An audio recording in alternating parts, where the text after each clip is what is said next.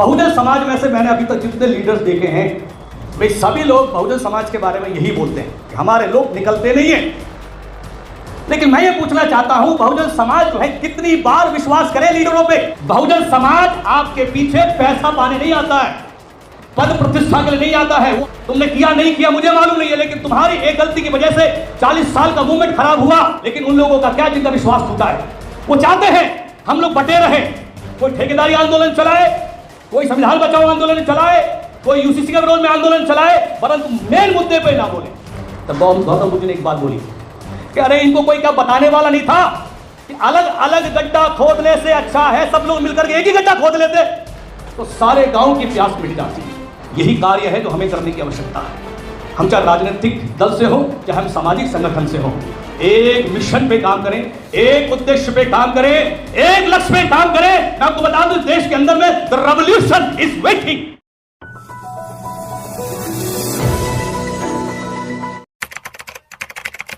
जब तक अपनी लड़ाई को समझा ना जाए, शत्रु को ना समझा जाए, तब तक लड़ाई में विजय होने की संभावना तो बहुत दूर की बात है।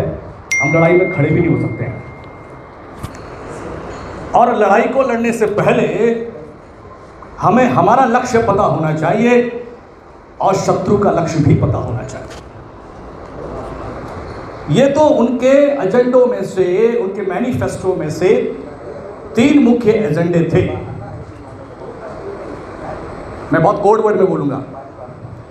370 जो उन्होंने किया, अयोध्या में जमीन का विवाद वो भी उन्होंने कर लिया, उसके बाद यूसीसी। पर मेरा प्रश्न यह है कि जब संविधान के अंदर अनुच्छेद 44 में समान नागरिक संहिता के विषय में संविधान में लिखा है, लेकिन उसके अपने कुछ क्राइटेरिया हैं जिसके आधार पर उसको लागू किया जाना चाहिए। लेकिन ऐसे समय पर जब देश एक निर्णायक मोड़ की तरफ जा रहा है और उस समय पर इन मुद्दों को हवा देना निश्चय ही ये बहुत ही षड्यंत्र के तहत किया हुआ कार्य है। और वो षड्यंत्र ये है कि हम लोग अलग अलग विचारों में भटके रहें और सामने वाला अपना काम कर जाए। इस समय देश के अंदर कोई तो ठेकेदारी मुद्दे पर मूवमेंट कर रहा है, कोई संविधान बचाओ मूवमेंट पे काम कर रहा है, और अभी कुछ लोग काम कर रहे हैं यूसीसी के मुद्दे पर। लेकिन ये ऐसा समय है सिर्फ एक मुद्दे पर अगर हम काम कर लें। अभी कोई शख्स कह रहे थे कि हमारे लोग जो है आते नहीं हैं और बहुत सारी चीज़ें हैं। मेरा मानना ये है साहब, बहुजन समाज में से मैंने अभी तक जितने लीडर्स देखे हैं वे सभी लोग बहुजन समाज के बारे में यही बोलते हैं कि हमारे लोग निकलते नहीं हैं। लेकिन मैं ये पूछना चाहता हूं, बहुजन समाज जो है कितनी बार विश्वास करे लीडरों पे। एक समाज की बुनियाद होता है लीडर, और लीडर वो जो समाज पर प्रभाव छोड़ता है। बहुजन समाज आपके पीछे पैसा पाने नहीं आता है, पद प्रतिष्ठा के लिए नहीं आता है। वो आपको वॉच करता है, आपको देखता है आप क्या करते हैं, कैसे करते हैं, क्यों करते हैं। और जब आप और मैं अपने आप को उसमें डालता हूं, जब हम उनके विश्वास को चोट पहुंचाते हैं वहीं पर वो लोग पीछे हो जाते हैं। एक उदाहरण बताता हूं।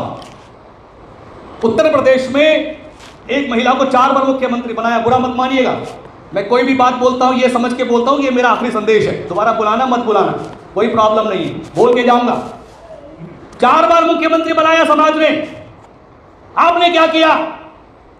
आपने अपना सिंहासन सामने लगाया, लोगों को सामने दरी पे बिठाया। ये थे आपकी मानसिकता।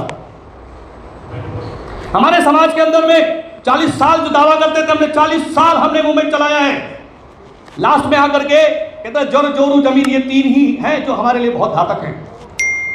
मुझे मालूम नहीं सच है या झूठ है, तुमने किया नहीं किया मुझे मालूम नहीं है, लेकिन तुम्हारी एक गलती की वजह से 40 साल का मूवमेंट खराब हुआ।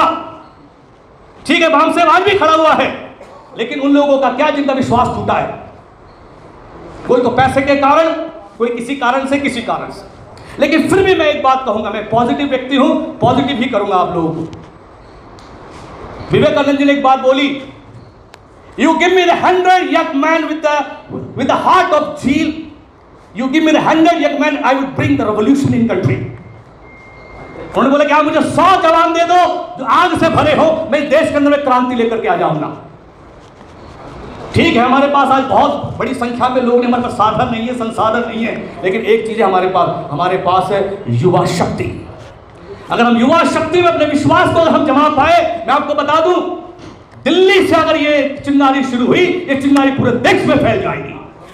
लेकिन हमें एक बात को समझने की आवश्यकता है, लोग हमारे साथ नहीं जुड़ते हैं, लोग हमारी विचारधारा के साथ जुड़ते हैं। What is my ideology, what is my plan, what is my will, what is my purpose, people are looking to see what and how I am doing. लोग ढूंढ रहे हैं मैं कब, कैसे, कहां, क्या करता हूं। What is my ideology. और जितने लोगों को समझ में आएगी, मैं आपको बता दूं, हम लोगों को नहीं ढूंढेंगे, लोग हमें ढूंढते हुए आएंगे। आज बहुत सारे मुद्दों के कारण हमको भटकाया जा रहा है। अभी जो करंट मुद्दा है हमारे सामने, एक ही मुद्दा है, मालूम है क्या है? वो ये है, कुछ भी करके ईवीएम को बैन करा दो, बाकी सारे मुद्दे अपने आप सॉल्व हो जाएंगे। बता जी सही कह रहे थे, देश में सिर्फ एक ही संगठन है जो ईवीएम के विरोध में बोल रहा है। कांग्रेस ने इतनी बड़ी रैली निकाली, एक शब्द ईवीएम के बारे में नहीं बोला। और भी कुछ लोग हैं जो रैलियां निकाल रहे हैं, एक भी व्यक्ति ईवीएम के बारे में नहीं बोल रहा है। वो चाहते हैं हम लोग बटे रहे, कोई ठेकेदारी आंदोलन चलाए, कोई संविधान बचाओ आंदोलन चलाए, कोई यूसीसी के विरोध में आंदोलन चलाए, परंतु मेन मुद्दे पे ना बोले। मेन मुद्दा है ये। मैं एक बार गौतम बुद्ध जी के बारे में कुछ पढ़ रहा था, तो एक स्टोरी सामने आई, 2 मिनट लूंगा सामने।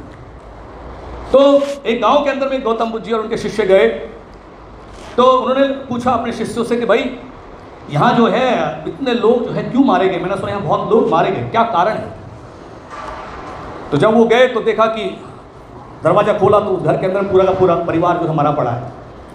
दूसरा दरवाज़ा खोला तो वहाँ पर भी जो है पूरा का पूरा परिवार मरा पड़ा है। पूछा ये ऐसा क्यों हुआ? कि साहब इस गांव के अंदर में खाने पीने का बिल्कुल अकाल पड़ा हुआ था, पीने के लिए पानी भी नहीं था। तो फिर कि ये लोग जो है अपने अपने बाउंड्री में जो है कुआं खोद रहे थे।